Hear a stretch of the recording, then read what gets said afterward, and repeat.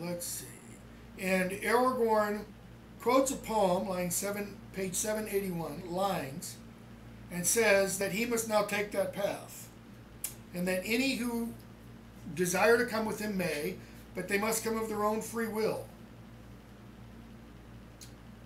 So Aragorn tells them why he's taking the paths of the dead. Because the dead swore an oath to Isildur that they then broke. Their oath was that they would unite with Isildur and they would fight with him against Sauron. But they didn't. They broke their oath, they didn't fight. So in breaking their oath, they are essentially damned to never be at peace and to never be at rest until they fulfill their oath. And so what Aragorn is going to do is he's going to lead his men through the paths of the dead at the Black Stone at Erech. He's going to call them the dead and command them to fulfill their oath. Okay? So we skip a bit, and Éowyn finds out that Aragorn is going to take the paths of the dead, pages 783 and following. And she is surprised by this and frightened by it because she thinks it's a waste. And she asks him on page 784, "Why will you go on this deadly road?" And Aragorn says, "Because I must. Only so can I see any hope of doing my part in the war against Sauron. I do not choose paths of peril." Now, remember the other day when we were talking, we had Frodo and Sam talking about how their path was laid. And earlier we had somebody refer to the way that their course was shaped. Okay? Aragorn says here, he doesn't choose this path. It's as if it is ordained for him. Éowyn says, "I want to go with you. You are a stern lord," she says. "If you must go, then let me ride in your following."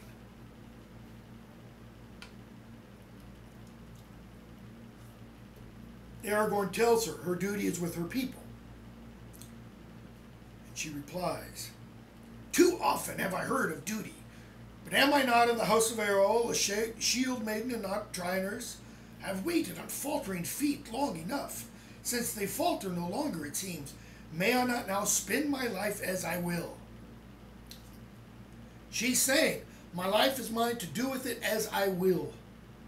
No one can coerce me to do otherwise. But look at Aragorn's reply.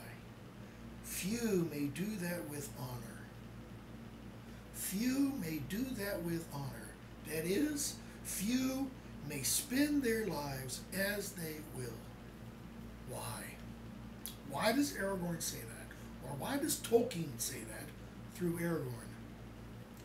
I think it's because Tolkien is suggesting we all have responsibilities and duties to others. Whatever those responsibilities and duties may be, they must be fulfilled. They cannot be shirked. It's like the line in Frost's Stopping by Woods on a Snowy Evening. You know, the speaker of the poem says, "I have miles to go before I sleep, and miles to go before I sleep." The speaker wants to stop and lay down and go to sleep in the woods, but he can't because he has promises to keep and miles to go before he sleeps. He has duties to other individuals.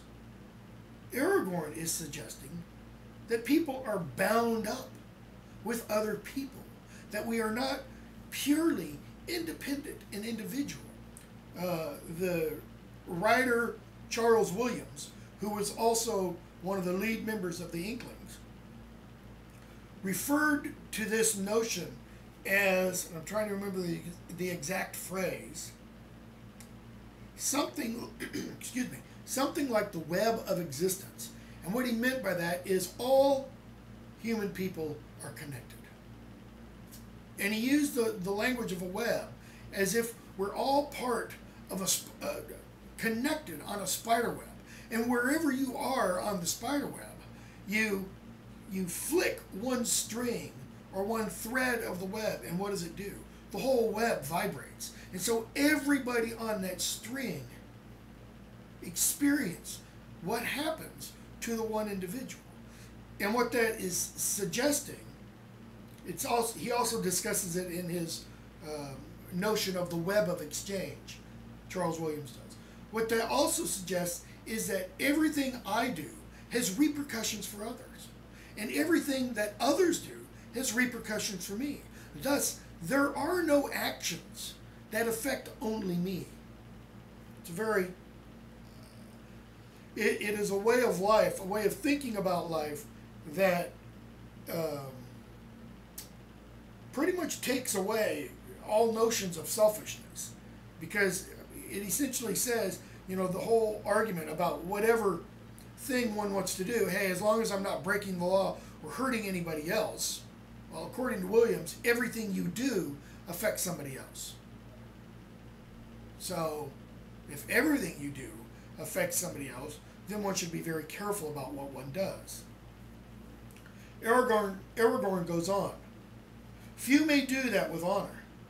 But as for you, lady, did you not accept the charge to govern the people until their lord's return? Okay. What's he talking about? Theoden asked, who will watch over the women and the children and the old and the infirm while we go off to war? And Eowyn agreed to. She agreed to do that. She agreed to that charge. Aragorn is reminding her she now has a responsibility to all the people of Rohan who are not going off to war. Okay? And he says to her, if you'd not been chosen, if you didn't agree to that, then some marshal or captain would have been set in the same place, and he could not ride away from his charge, were he weary of it or no. Éomer could have been chosen. In other words, the greatest warrior could have been chosen. And that person would not be free to say, I don't want to do this, I want to go off and win glory in battle, as Eowyn is now attempting to do. And the reason I say she's attempting to do that is look at how her next speech is characterized. Shall I always be chosen? She said bitterly. Bitterly. She is sour. She's angry at being chosen not to get glory. That's what she wants. Shall I always be left behind when the riders depart? To mind the house while they win? While they win what? Renown. And find food and beds when they return? What's really angering her is that she thinks there is no glory in staying behind. Aragorn replies, a time may come soon when none will return. Then there will be need of valor without renown, for none shall remember the deeds that are done in the last defense of your homes. Yet the deeds will not be less valiant because they are unpraised. He's telling her, what I do, what others may do off in war, yeah, we may win renown. People may sing songs about that. He said, but a time may be coming when no one will be returning from war, and the battle will be brought to the homes, and you will do things, you will have to do things in that battle, or in those battles, that will be as worthy of renown, as worthy of glory, and of being recorded in songs as anything people do on battlefields. Yet no songs will be sung or recorded of those deeds, because none will survive to sing them. What Aragorn, I think, is really doing is he's saying, okay, you want glory? You want fame? You want to do valiant deeds? Which is more valiant? To go off and fight on a battlefield, or to defend your very home? And to defend your very home knowing you won't win, knowing you will die, knowing there won't be any songs sung about you afterwards, and yet you go on and fight. I think Aragorn is suggesting, you want to be valiant? That will be the most valiant thing that could ever be done. Going through the paths of the dead is peanuts compared to that. She answers, all your words are but to say, You are a woman and your part is in the house. Are they really? Is that really what Aragorn is saying? Notice she has not countered his last comment. But when the men have died in battle, in honor, you have leave to be burned in the house, for the men will need it no more. Okay? Look how she turns around and twists what Aragorn says. That it's okay, excuse me, it's okay for you to die then, or it's okay for me to die then defending the house, because there won't be any men coming home to need it. That's not what Aragorn has said at all. She says, but I am of the house of Eorl, and not a serving woman. I can ride and wield blade, and I do not fear either pain or death. I think it's very telling that she says she's not a serving woman. What's it telling of? Haughtiness, arrogance. She doesn't want to humble herself. She doesn't want to serve.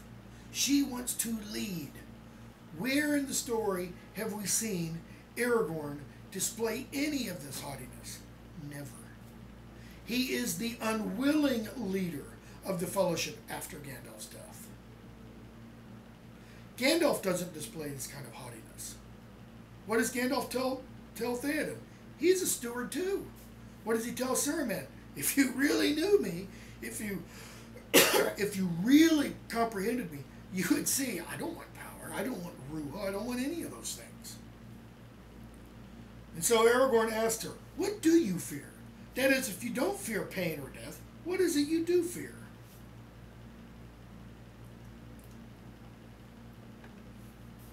And she says, a cage.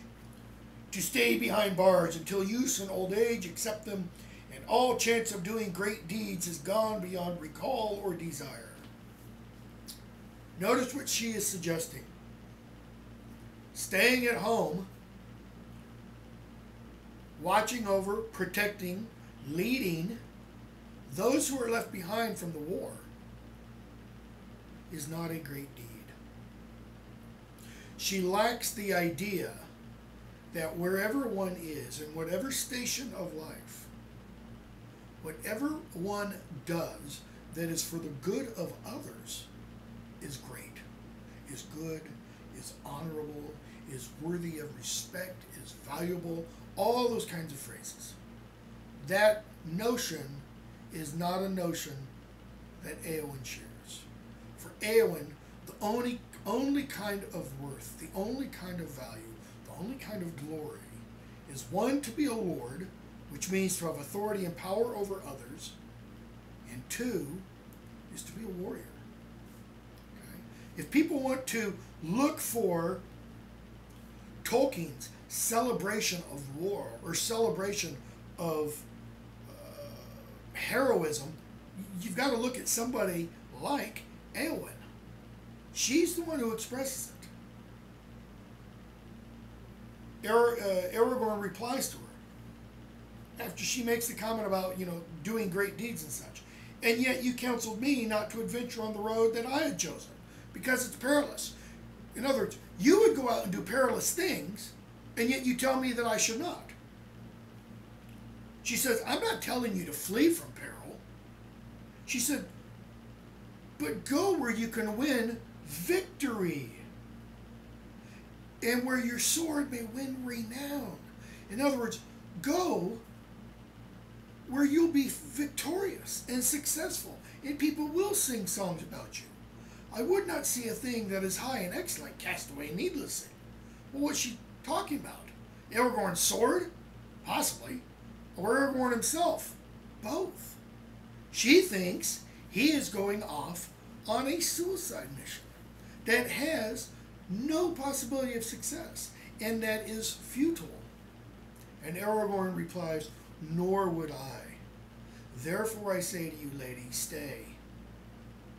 He would not see a thing that is high and excellent, Éowyn, needlessly thrown away. Pause for a moment.